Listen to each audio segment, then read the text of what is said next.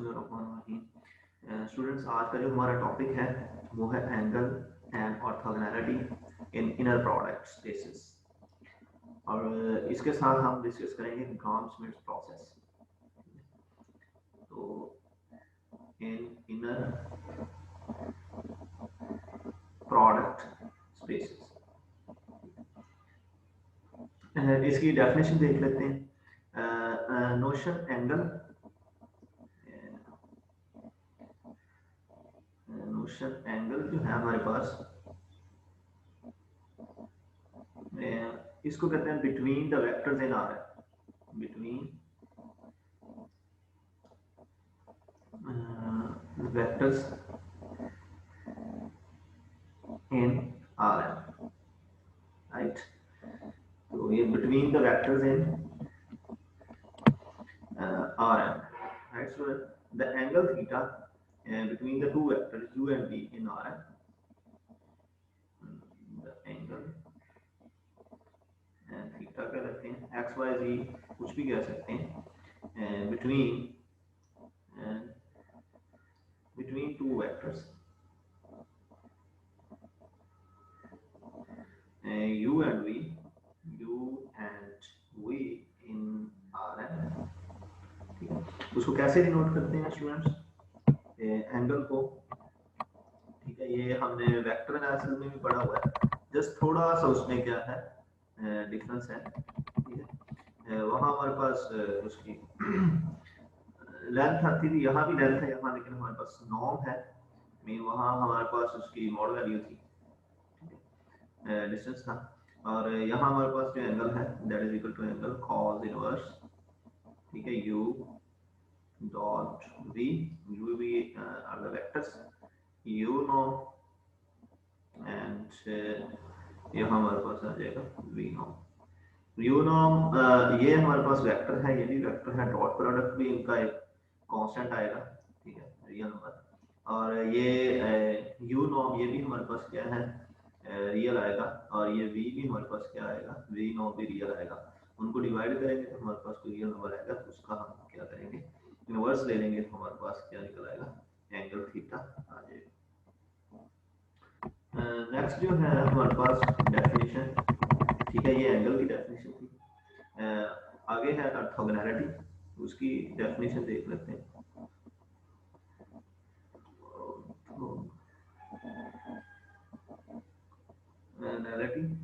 Orthogonality में क्या है,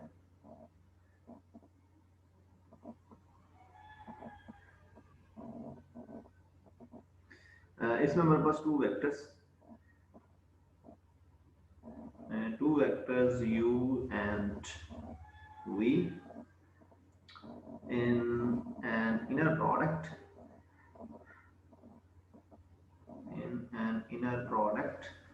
space, inner product space v,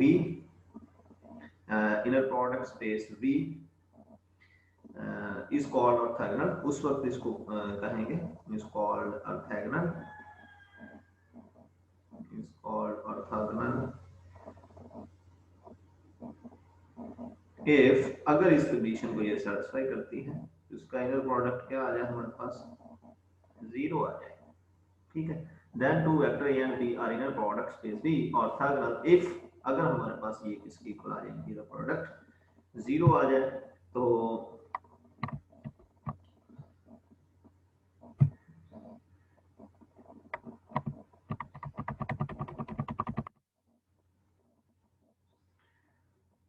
इनकी आर में हमारे पास क्या आता है। अगर एक एग्जांपल इसकी कर लेते हैं, एग्जांपल इनके हवाले से एक एग्जांपल कर लेते हैं जी। अगर दो वेक्टर्स हों, इफ u हमारे पास है 1 1 एंड v हमारे पास है v into 1 minus 1, ठीक है, are orthogonal with respect to the Euclidean inner product, ये है ऑर्थोगोनल है with respect to orthogonal with respect to Euclidean inner product, ठीक है, on Rn, ये Rn की बात हम कर रहे हैं, ठीक है। तो सेंस Rn में हम क्या लेते हैं, इसका डॉट प्रोडक्ट ले लेते हैं सिंपल, ठीक है, u dot v, u vector dot v vector, 1 multiply by 1 into 1 plus 1 into -1, ठीक है, डायरेक्ट उसका डॉट प्रोडक्ट लेते हैं, ये 1 आ गया -1 आ गया, दैट इज इक्वल टू 0 आ गया। तो सिंपल ये हमारे पास क्या आ जाएगा, 0 आ जाएगा, ठीक है, दोनों का प्रोडक्ट क्या 0 है, इट मीन ये दोनों क्या है, ऑर्थोगोनल है, ठीक है। तो ये ऑर्थोगोनल है with respect to Euclidean inner product on Rn में, ठीक है। दूसरा हमारे पास क्या, ये R2 था एक्चुअली हमारे पास, और उसके बाद अगर इसी एग्जांपल को हम for weighted Euclidean inner product में देखें, इसमें for weighted Euclidean inner product, अगर हम इसको उसके हवाले से देखते हैं वेक्टर यूक्लिडियन इनर प्रोडक्ट में, तो हमारे पास आता है u into v, ठीक है, उसकी हमारे पास ये कंडीशन है u1 v1 plus 2 u2 v2, ठीक है, ये हमें गिवन की कंडीशन। इसमें हम क्या करते हैं कि u1 की वैल्यू 1 है, v1 की वैल्यू 1 है, प्लस 2 u2 की वैल्यू 1 है, v2 की वैल्यू हमारे पास -1 है, substitute this value in given inner product, तो हमारे पास ये आ जाएगा 3 - 2 that is equal to 1 not equal to 0। तो they are not orthogonal with respect to Euclidean, ये वेटेड यूक्लिडियन इनर प्रोडक्ट में ये क्या है, ऑर्थोगोनल नहीं है, ठीक है। उसके बाद हमारे पास डेफिनेशन आती है, ये इसकी छोटी सी एग्जांपल भी होगी, ठीक है, इसको कैसे चेक करना है, सिंपल। नेक्स्ट हमारे पास ऑर्थोनॉर्मल की डेफिनेशन है, ठीक है, ऑर्थोनॉर्मल क्या होता है,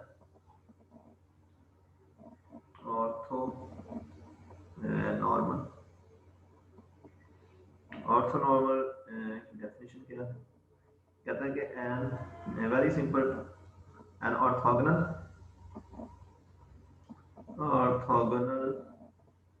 सेट, कोई एक ऑर्थोगोनल सेट लें इन विच, जिसमें हमारे पास ईच वेक्टर, एवरी वेक्टर, हर वेक्टर, ईच वेक्टर हैज, हर वेक्टर की जो नॉर्म होती है, ये मैं नॉर्म लिख रहा हूँ, उसकी नॉर्म किसकी इक्वल होती है, दैट इज इक्वल टू 1, ठीक है, उसकी नॉर्म क्या होती है, ये स्टूडेंट बहुत इंपॉर्टेंट है। An orthogonal set in which each vector, हर vector has norm 1 is said to be, ठीक है, इसकी सिंपल जो डेफिनेशन है सेड टू बी, उसको हम कहते हैं said to be orthonormal, right, orthonormal, ठीक है। तो सिंपल जो है इसकी, एन ऑर्थोगोनल सेट एक ऐसा सेट लें इन विच, जिसमें हर वेक्टर जो है हैज नॉर्म 1, उसकी नॉर्म क्या हो, 1 हो, तो उसको हम क्या कहते हैं, ऑर्थोनॉर्मल कहते हैं। तो नेक्स्ट जो है वो हमारे पास डेफिनेशन है ऑर्थोगोनल बेसिस की, ठीक है। नेक्स्ट जो है हमारे पास ऑर्थोगोनल, इसकी एग्जांपल अभी करनी है, ठीक है, ये है ऑर्थोगोनल बेसिस की, ठीक है। चलेंगे इसकी एग्जांपल कर लेते हैं। इफ अगर हमारे पास इफ एस सेट है v1 v2 up to so on vn, ठीक है, इज एन, ये हमारे पास क्या है, इज एन ऑर्थोगोनल बेसिस, ये इफ अगर ये set is an orthogonal basis होगी, ये किसको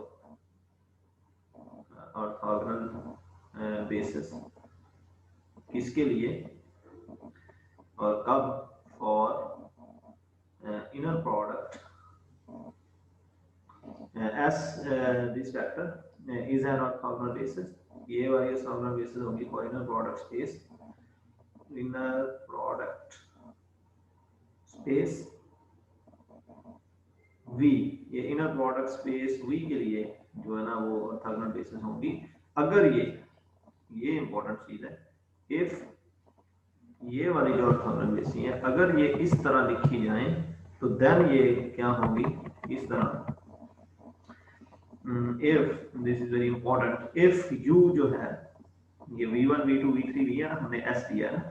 if u is an any vector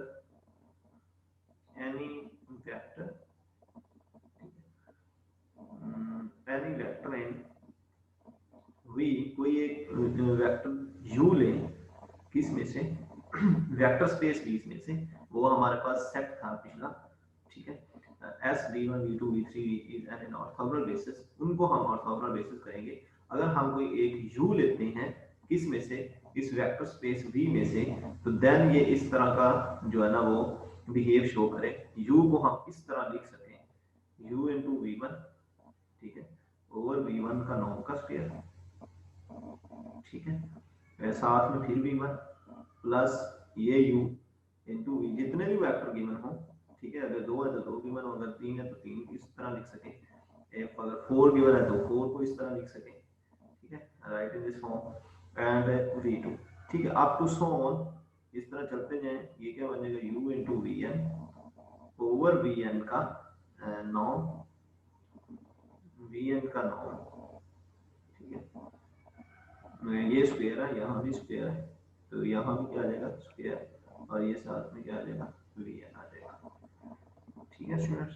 तो ये क्या इस फॉर्म में अगर u एक हमारे पास s जो है v1 v2 v3, ठीक है, उनको हम ऑर्थोगोनल बेसिस कहेंगे फॉर इनर प्रोडक्ट v में। इफ हमारे पास अगर कोई एक u हम लिख सकते हैं एनी वेक्टर इन v में, ठीक है, इन वेक्टर स्पेस v में, इस फॉर्म में, ये वाली जो फॉर्म है हमें गिवन, ये वाली u को हम लिखें u इनर प्रोडक्ट v1, क्योंकि ये u है, और v1 जो है वो हमें गिवन होगा, ठीक है, उनको हमने क्या ऑर्थोगोनल बेसिस बनानी है, ठीक है, और ये v1 और ये v1 नॉर्म का स्क्वायर, प्लस में हमारे पास उसी तरह v2 के साथ, उसी तरह v3 के साथ, आप सो चलते जाएं, vn के साथ इसको लिखना है, ठीक है। ये अभी हम फाइंड करेंगे, ठीक है, डेफिनेशन बहुत इंपॉर्टेंट है, ठीक है, एग्जाम पॉइंट ऑफ व्यू से और ये क्वेश्चन सॉल्व करने के लिए। अब जो इम्पोर्टेंट है, ये जो पिछली तमाम डेफिनेशंस हैं, ये हमारी यूज होंगी। असल जो हमारा टॉपिक है, आज का जो असल टॉपिक है वो है ग्राम, ये इसमें यूज होनी है सारी, ग्राम स्मिथ प्रोसेस, ठीक है, ग्राम स्मिथ प्रोसेस।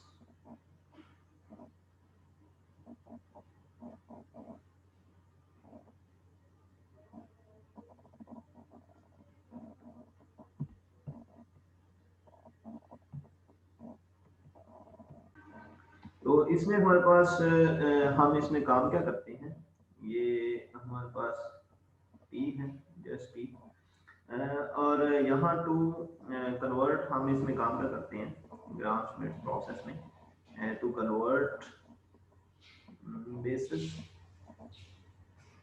ये बेसिस जो है u1 या पीछे हमने डिफाइन किया, अब टू सो ऑन un क्या लें, ur क्या लें, कन्वर्ट बेसिस इनटू, इसमें कन्वर्ट करते हैं into an orthogonal basis. Simple जो बेसिस लेते हैं हम किसमें, वेक्टर स्पेस में से, और उसको हम चेंज करते हैं इनटू एन ऑर्थोगोनल बेसिस, उनको हम कन्वर्ट करते हैं इनटू ऑर्थोगोनल बेसिस में। ये हमारा काम करता है ग्राम स्मिथ प्रोसेस, ठीक है, और वो हमारी क्या होती है v1 v2 up to so on vr, ठीक है, क्योंकि ये वाली u1 u2 u ये हमें गिवन होगा, और हम इसको कन्वर्ट करेंगे तो ऑर्थोगोनल बेसिस, v1 हम इसमें से फाइंड करेंगे v1 v2 v2 up to so on vr। तो ये इसके लिए हमारे पास कितने स्टेप हैं कंप्यूटेशन के लिए, ठीक है, जितने हमें वो वेक्टर्स गिवन होंगे उतने हम वो स्टेप उसके लिखेंगे। तो ये हमारे पास यहाँ 4 है, ठीक है, 4 के लिए इसको देख लेते हैं। फर्स्ट स्टेप जो है इसका स्टेप 1, ठीक है, उसके लिए v1 that is equal to u1, v1 को सिंपल हम u1 कह देंगे, ठीक है। स्टेप 2 में हम क्या करेंगे, 4 स्टेप हैं इसके, बेसिकली v2 को हम क्या करेंगे u2, क्योंकि u2 हमें गिवन है, उसका इनर प्रोडक्ट लेंगे u2 का v1 के साथ, v1 भी हम फाइंड कर चुके होंगे ऑलरेडी, उसका इनर प्रोडक्ट, और v1 की हम नॉर्म फाइंड करेंगे, उसका स्क्वायर ले लेंगे, और v1 जो होगा उससे मल्टीप्लाई कर देंगे। देखिए तो ये सारा गिवन होगा, तो यहाँ से हमें फाइंड क्या होगा, v2। सिमिलरली हमारे पास v3 कैसे फाइंड होगा, इसी में से अगर हम चेक करें तो स्टेप 3 में हम क्या करेंगे, स्टेप 3 में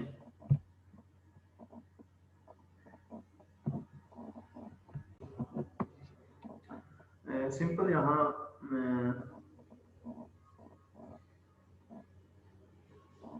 v3 लिखेंगे क्योंकि हम अपने v3 फाइंड करना है। उसमें u3 हमें गिवन है, उसके इनर प्रोडक्ट ले लेंगे u3 इनटू v1 के साथ और v1 उसकी नॉर्म लेंगे, नॉर्म का स्क्वायर और ये आ जाएगा v1 माइनस करेंगे, ठीक है।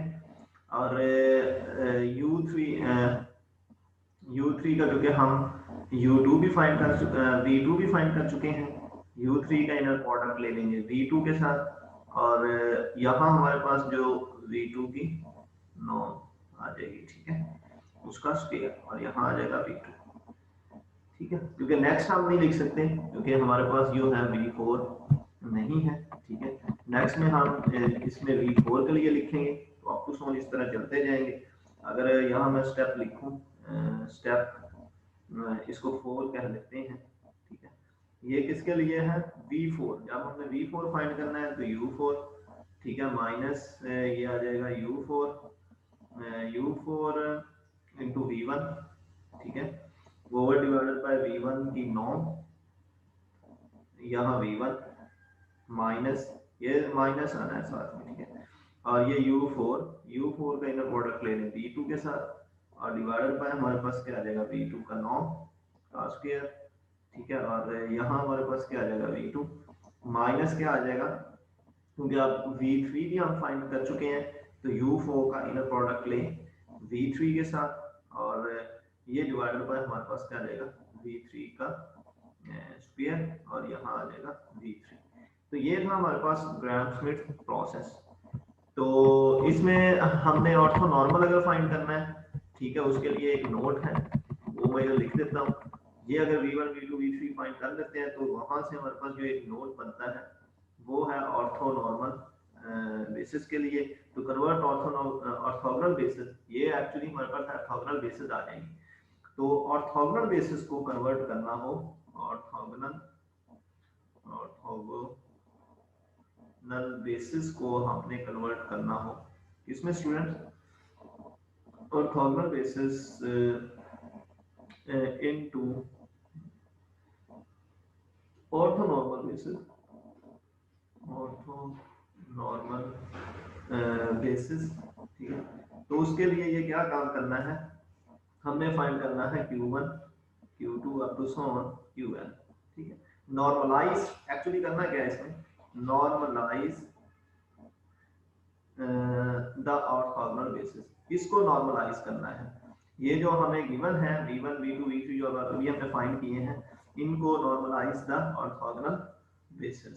ऑर्थोगोनल बेसिस मींस क्या है, इसमें जो v1 v2 v3 है ना, v1 जो हमने भी फाइंड कर लिया है, ठीक है, v2 एंड v3 इनको नॉर्मलाइज करना है, मीनिंग कि v ओवर इसकी नॉर्म लेके इस v पे डिवाइड कर देनी है, तो वो हमारा q1 होगा, वो हमारा q2 होगा v2 के लिए और वो q3 होगा v3 के लिए। तो इसको कहेंगे हम ऑर्थोनॉर्मल बेसिस। तो इन सब को फाइंड करने के लिए एक एग्जांपल लेते हैं, ठीक है, और वो एग्जांपल से हम ये सब कुछ फाइंड करते हैं जो अभी हमने लिखा है, ठीक है। और एग्जांपल इसकी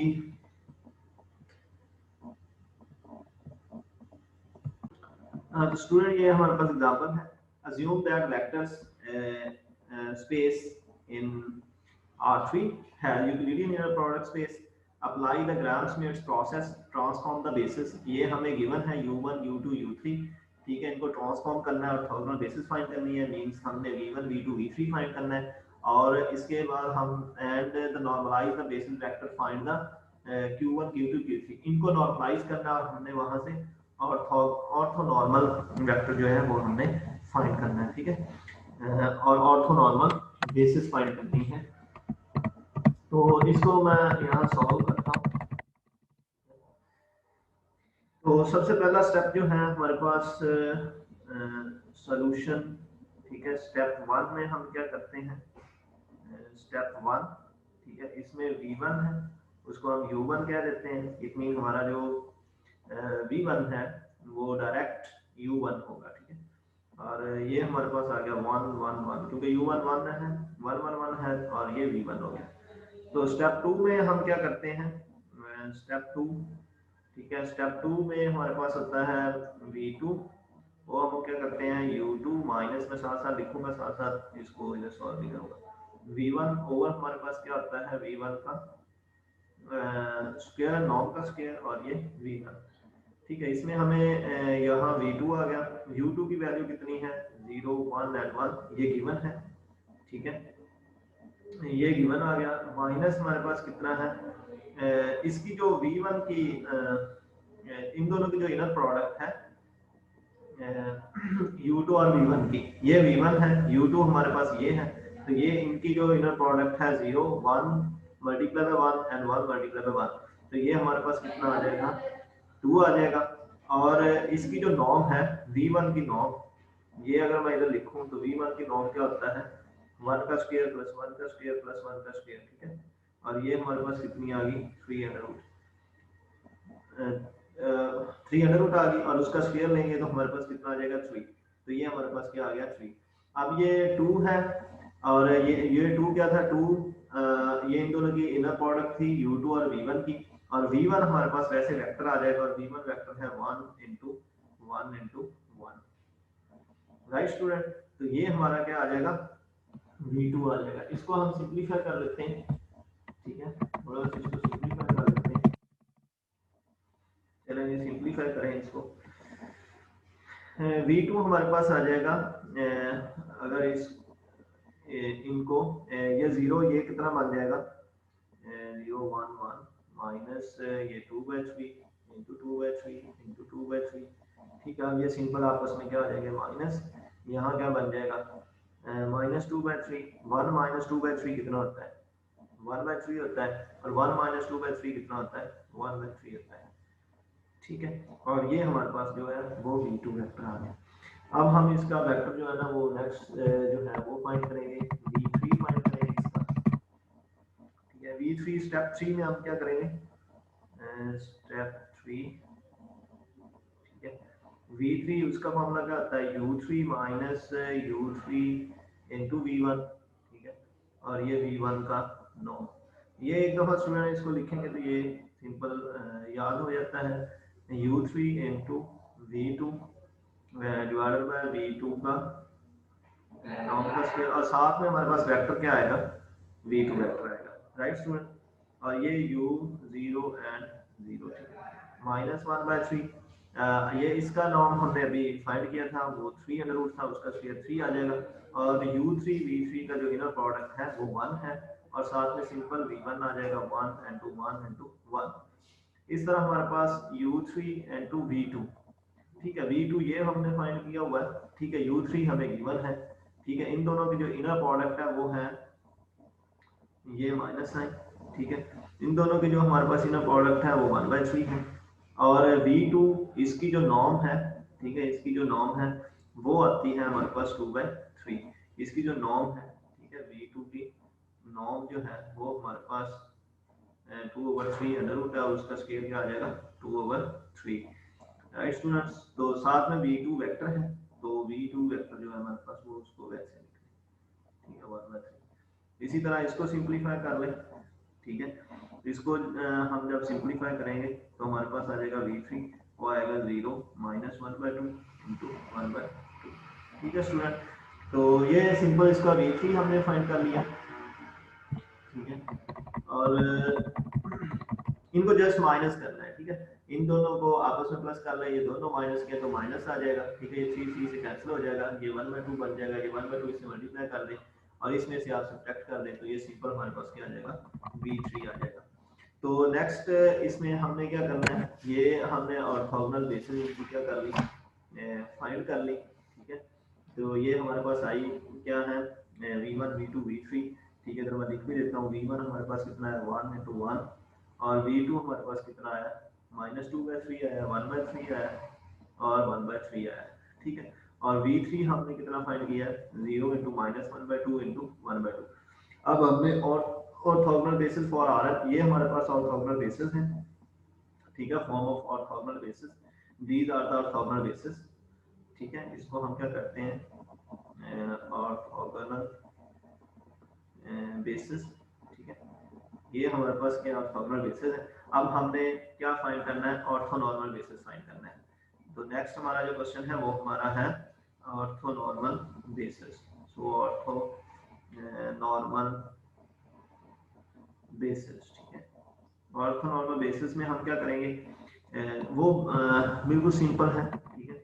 इन्हीं की हमने क्या करना है, नॉर्म फाइंड करनी है और इन्हीं पे डिवाइड कर देना है। Q1 हमारे पास क्या आता है, Q1 that is equal to V1/V1 norm, ठीक है। और V1 हमारा कितना है,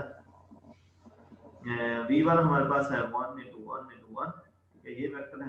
और इसकी नॉर्म कितनी है, 3√। इट मीन हमारे पास क्या बन जाएगा, ये 1/3 into 1/3 into 1/3। Q1 आ गया। इस तरह हमारे पास Q2 क्या आ जाएगा, V2 और V2 का नॉर्म, ठीक है। और वो हमारे पास कितना आ जाएगा, V2 हमारे पास कितना है, अभी फाइंड किया, -2/3 1/3 1/3, ठीक है। और उसकी नॉर्म कितनी है, अगर उसको लिखना भी चाहें तो इसी तरह इसको भी लिख सकते हैं, -2/3 1/3, ठीक है, 1/3।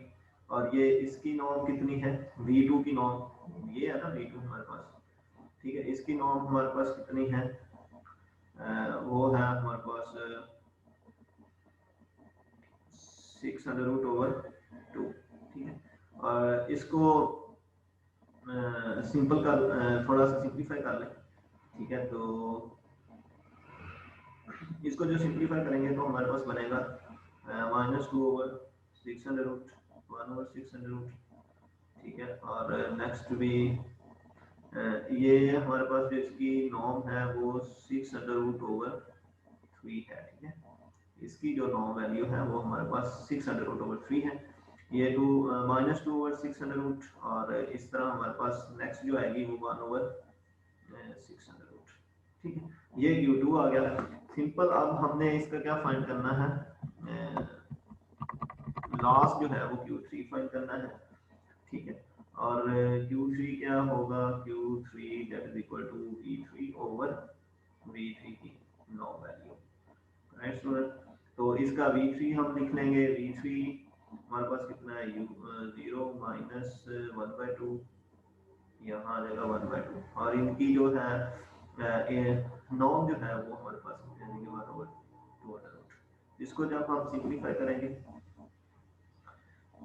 सिंपल, तो ये हमारे पास जो वेक्टर बनेगा वो 0 × -1/2 into 1/2, ठीक है। तो ये था इसका स्टूडेंट, ये हमारे पास क्या होते हैं, ऑर्थोनॉर्मल बेसिस होती है, ठीक है। और इनका हर वेक्टर की नॉर्म क्या होती है, 1। इसका अगर आप नॉर्म लेंगे ना, Q1 की नॉर्म, ठीक है, Q1 की नॉर्म जो होगी, देखें उसकी नॉर्म हमारे पास क्या होगी, Q1 की नॉर्म जो है वो हमारे पास हो जाएगी 3 + 1/3 + 1/3, ठीक है। इनके स्क्वायर्स है ना, और इनका स्क्वायर करके ये है ना Q1 हमारे पास, और ये कितना आ जाएगा 3/3, और ये कितना आ जाएगा 1। तो देखिए डेफिनेशन को ये सेटिस्फाई कर रहा है कि जो हमारी ऑर्थोनॉर्मल बेसिस होती है उनके हर वेक्टर की नॉर्म क्या होती है, 1 होती है, ठीक है। तो स्टूडेंट्स आपको समझ आई होगी, ठीक है। और अगर किसी को कोई इसमें क्वेश्चन है तो मुझे कमेंट कर सकता है, मैं उसको रिप्लाई करूंगा। Thank you so much.